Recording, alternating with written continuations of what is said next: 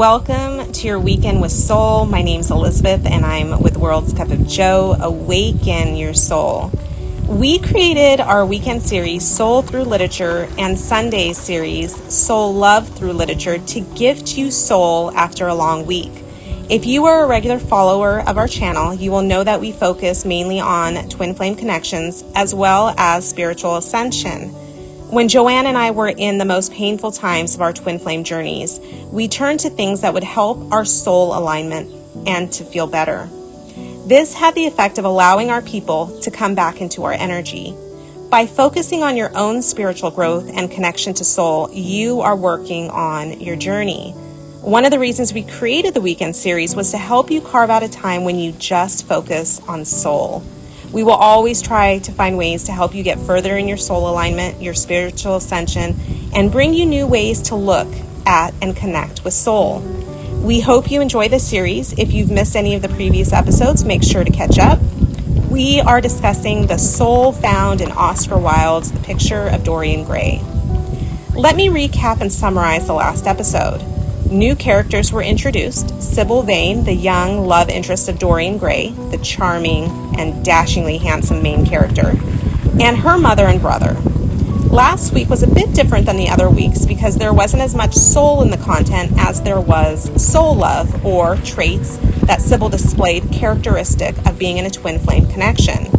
This week, however, Lord Henry, our main character that injects soul throughout the book, is back, and he is full of soul for this chapter. A brief overview of this upcoming episode.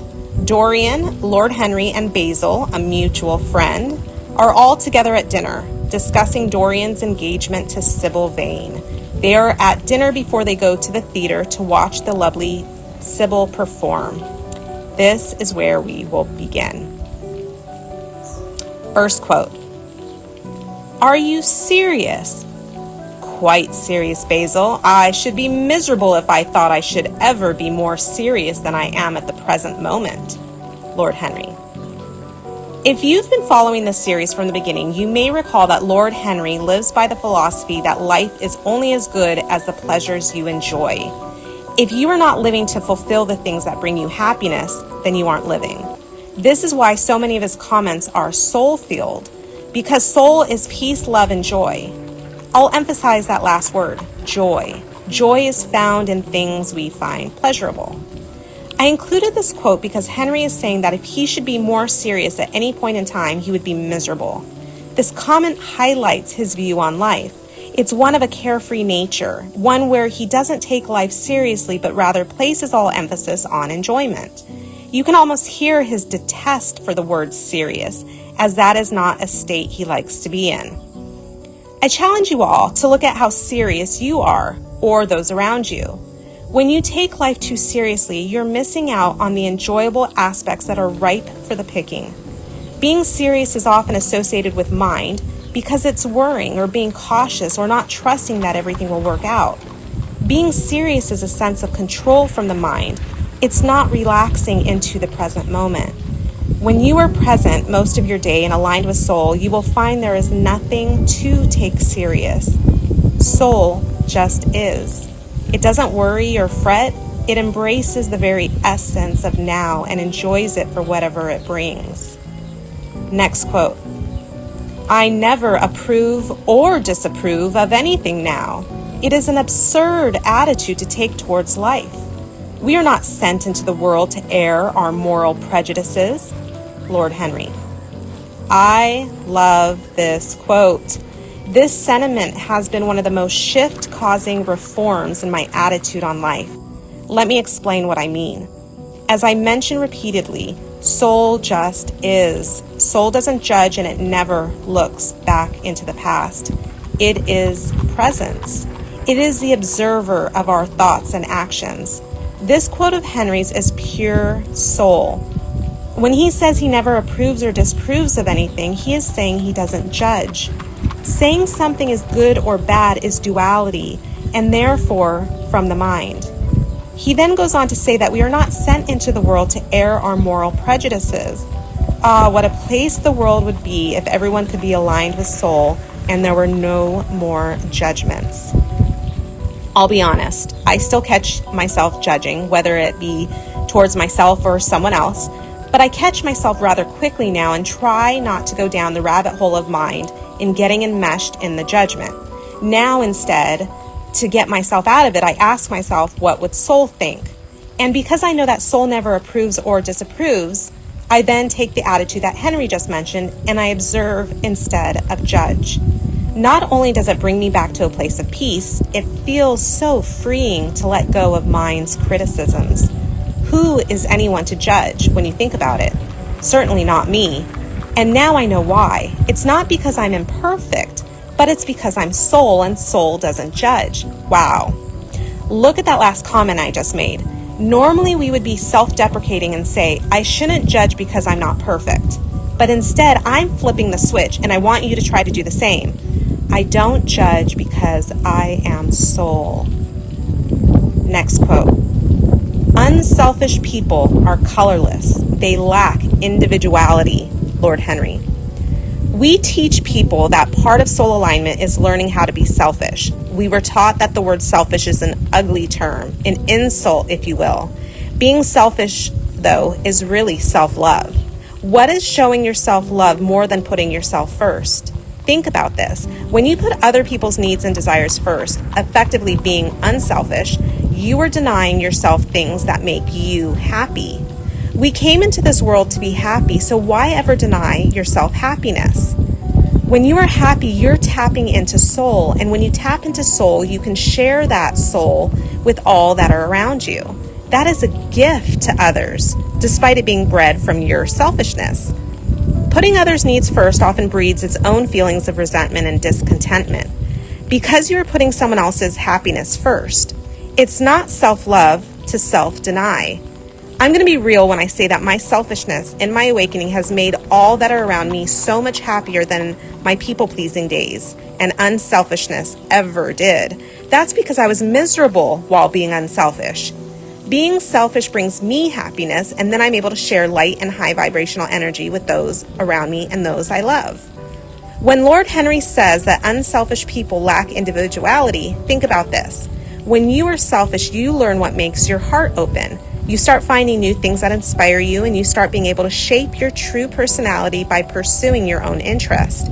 When you are constantly people-pleasing, you are following the paths of others and denying yourself an ability to expand as an individual. Next quote. Besides, every experience is of value. This quote is so true. Every experience we have is of value. We have learned to judge things as good or bad. Remember, I said soul doesn't judge. So why have experiences if we can't deem them as good or bad? Well, we have them because we are the creators, and when we experience something, we are establishing what we want more or less of in our experiences. It is contrast. You can't know what you like if you don't know what you don't like. Okay, picture this. You and another person are placed in a big field and you both have been given a lawnmower to cut the grass. Neither of you have ever mowed a lawn before. You both spend the next 30 minutes cutting away. After your time is up, you have determined you hated every moment and it didn't bring you any joy, while the other person absolutely loved the experience. Same experience, two different perspectives. So now you can walk away knowing that it's something you don't ever want to do again, while the other person can walk away finding more opportunities to cut grass in the future. Experiences expand us as individuals. They are neither good or bad, they just are.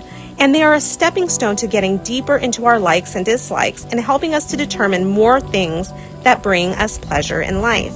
Use experiences as such and try to avoid judging them. Next quote. As for a spoiled life, no life is spoiled, but one whose growth is arrested. This quote is so good. Lord Henry is saying that the only life that is wasted is one where you stop growing as an individual. Have you ever known someone that just sort of gave up on life? They were content to just sit in their home and watch TV all day and no longer pursued self-growth? I have known some like this, and I remember even as a teenager feeling sorry for them. I used to think, what is the purpose of life if you aren't living? Well, now I realize that most of us aren't living, especially the unawakened. And it's not for lack of experiences. The people I know that are asleep still have plenty of experiences they go through, but they're so lost in mind that they aren't able to see the experiences and appreciate them for what they are.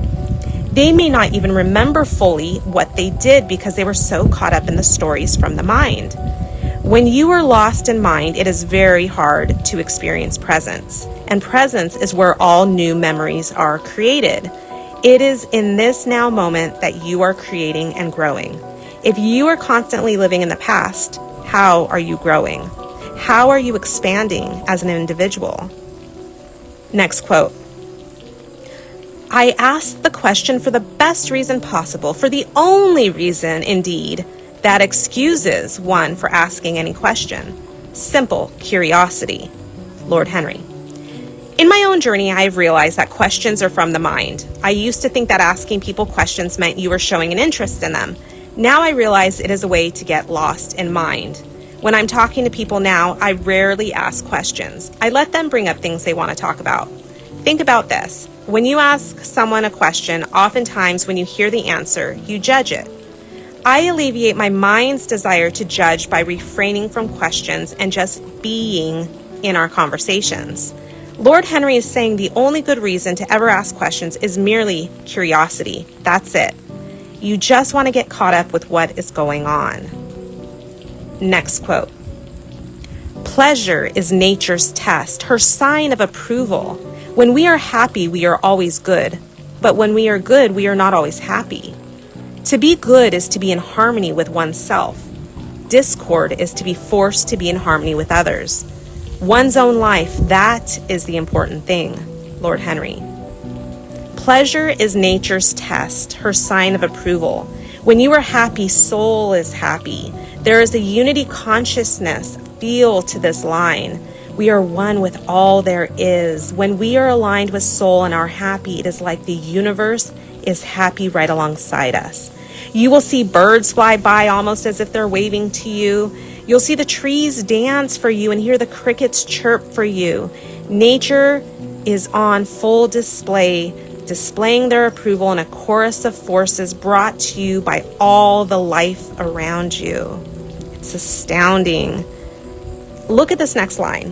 When we are happy, we are always good, but when we are good, we are not always happy. How often have you been good in life and you are miserable? Were you people-pleasing? Or perhaps working hard at a job you hated? You can be good but not living for yourself. But on the other hand, when you are happy, you're always good. Why is that? Because when you're happy, you're aligned with your true being, which is soul, and soul is joy. That is why Henry says to be good is to be in harmony with oneself. When you are unhappy or in discord, it's when you're trying to please others.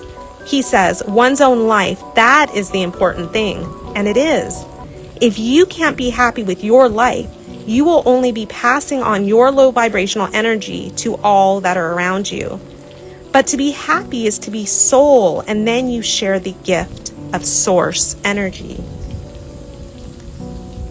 Last quote. Being adored is a nuisance. Women treat us just as humanity treats its gods. They worship us and are always bothering us to do something for them. Lord Henry. I included this last quote not because I'm a closeted misogynist, far from it, but it is a quote for all the twin flame positive polarities that are listening to this episode. Instead of talking of women, let's replace that word with positive polarity. So as a push polarity myself, I am completely guilty of treating my person as a god. And he has always echoed the sentiments that Lord Henry says, whose character is somewhat of a misogynist, and I just overlook that. But back to what I was saying. My person absolutely hates when I deem him and talk to him as if he is special. It makes him extremely uncomfortable, and he pulls immediately. As for the last line of Henry's comment, I will put that also in terms of twin flame connections. Positive polarities are always wanting something from their twin. Often it's validation, love, or just their undivided attention and loyalty. Need is such a repellent for the pull twin, because any kind of need or desire is from mind, and that is push energy. When we can put ourselves on the pedestal and treat ourselves as the gods, that is when we align with soul, and that is when they can come to us. It is that selfish love that we spoke about earlier in the episode. This is why the soul connection of twin flames is so unique. It's not based on conditional or unselfish love expectations, but it thrives off of the positive polarity being selfish because that is aligning with soul. I hope you enjoyed this week's episode. If you like our content, please make sure to subscribe and watch for more soul. Let your weekends be all about soul.